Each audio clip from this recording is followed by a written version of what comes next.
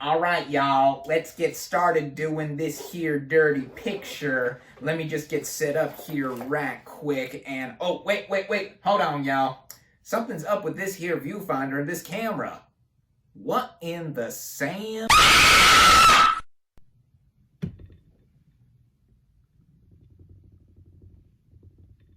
No.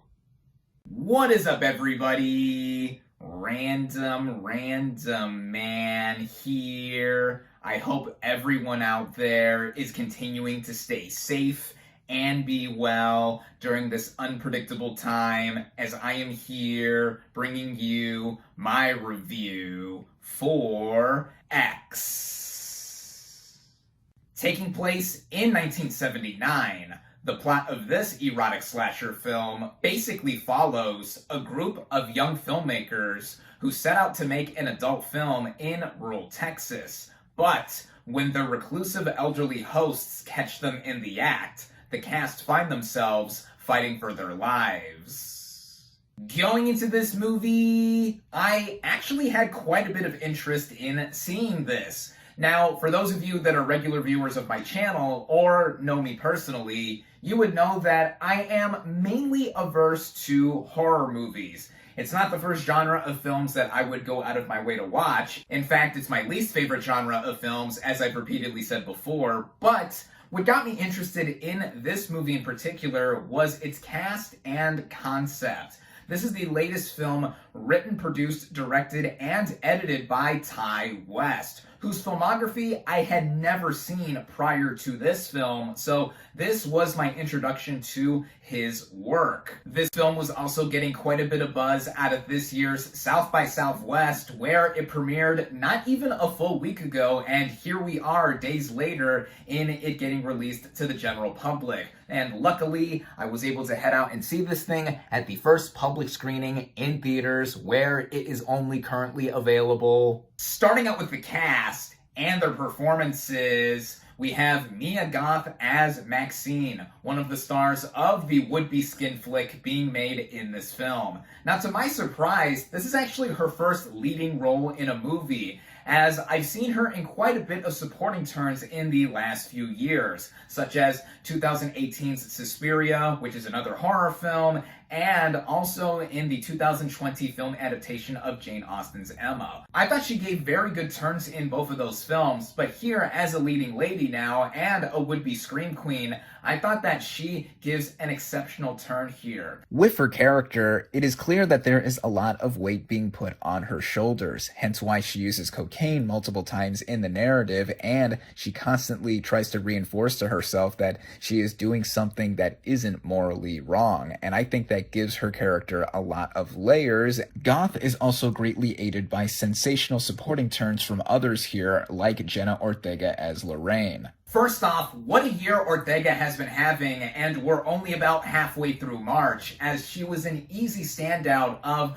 another horror movie, the fifth Scream movie from back in January. She also gave one of the best film performances I have seen in the last 2 years with The Fallout, and she was in another horror movie prior to this one, Studio 666, with the Foo Fighters, and now this is her third horror movie of the year and fourth movie overall of 2021, and she is just further adding on to her impressive repertoire as an up-and-coming performer. And with this performance in particular, she is more innocent with this role. In fact, the other characters in this film nickname her Church Mouse because she is just that. She is quiet and doesn't seem entirely on board with what is going on with this film production. But as I mentioned in my review for the fifth Scream movie, she is backing up her new Scream Queen status with this movie. There's also Britney Snow as Bobby Lynn, the blonde bombshell of this film's production, and she has her moments here and there. She is not entirely the bimbo we are initially perceived to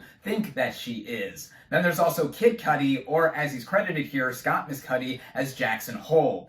What a name. And he is one of the performers here as well, and he has slowly been creeping his way into more and more films as of late, between him playing himself in Bill and Ted Face the Music, and also popping up as the one half of the celebrity couple in Don't Look Up with Ariana Grande. And now here, I think that he is quite a talented performer in front of the camera and just oozes charisma here and there. I'm already a fan of his music, and he even plays the guitar here at one point, so that was cool to see. Then the last of the main cast members are Martin Henderson as the executive producer on this production and the boyfriend to Goth's character, and then Owen Campbell as the cinematographer slash director of this production and the boyfriend to Ortega's character. I thought they did what they had to do for this film, but then there are the actors that play the elderly couple in this film, and Stephen plays the old man Howard, and then playing his wife, I do not want to give away who plays her because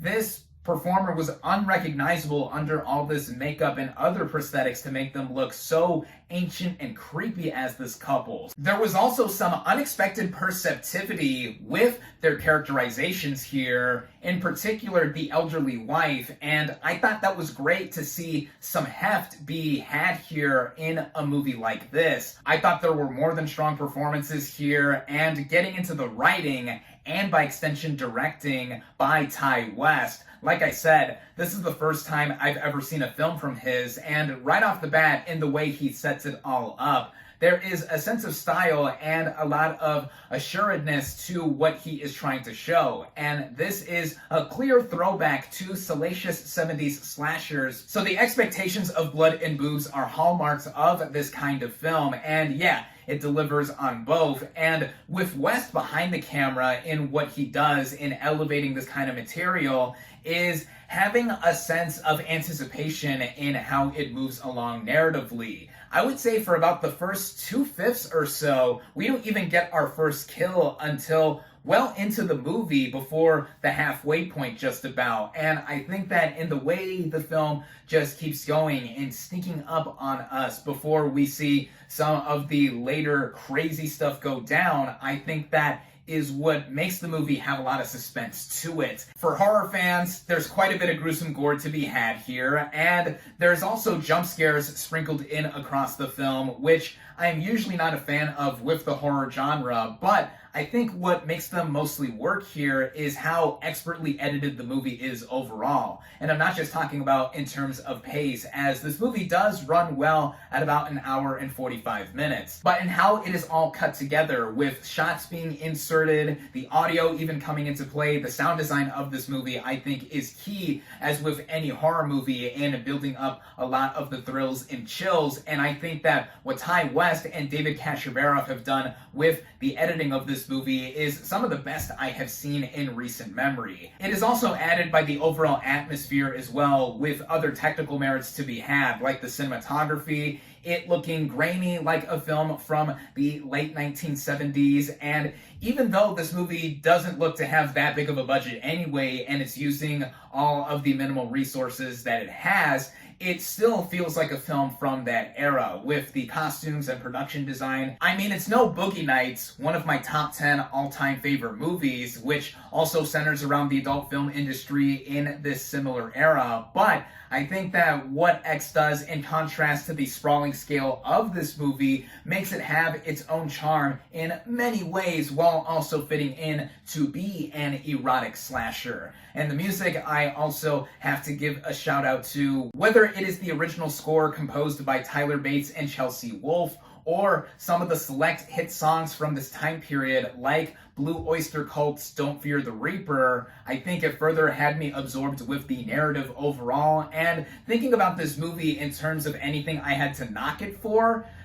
sometimes it does go into being tropey and having the hallmarks of a horror film. I think for a lot of people, including myself, the enjoyment of watching one of these kinds of movies does hinge on how they do fall on you, or if anything different is done, just how much the mileage of watching something like this play out does go. But I think that what expectedness this movie did have, there was also a lot of surprising insight that the film does portray with the themes that go into the connection between doing this adult film and the elderly couple living on the land that they are hosting them on, which I do think makes this a cut, no pun intended, above some other indie horror movies as of late. And Ty West has now had me interested in watching not only the rest of his filmography, but also a prequel film to this one that he shot in secret back to back. And whenever that does come out, I will so want to watch it because it has me interested in the backstory of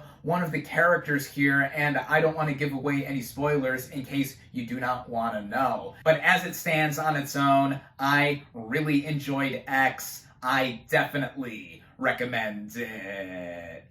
My final verdict for X is 4 out of 5 stars.